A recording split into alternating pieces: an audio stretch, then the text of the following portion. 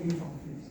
That's what we see. They try to do ALT was the deposition and MOH2, but the deposition is not uniform. What they have done is a group. This group, this 2D metal can damage the surface, and also which will be very useful for this metal electrode deposition because it has the 30 nanometer HFO2. Okay, this is the Rutherford backscatter RBA spectrum of measurement. And we found out that it has very high transconductance. It is obvious because it has high dielectric constant. And also, we have seen very high, almost 2.5 times improvement because our device design was to characterize this device. Okay, by keeping our aim is the bottom gate has to act as a lever.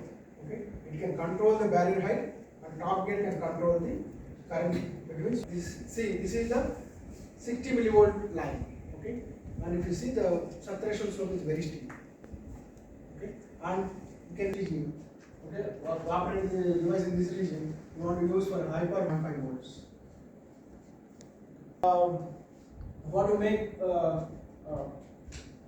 high gate coupled devices, that means we want to improve the electrostatics. Instead of 30 nanometers, we can use 5 nanometers.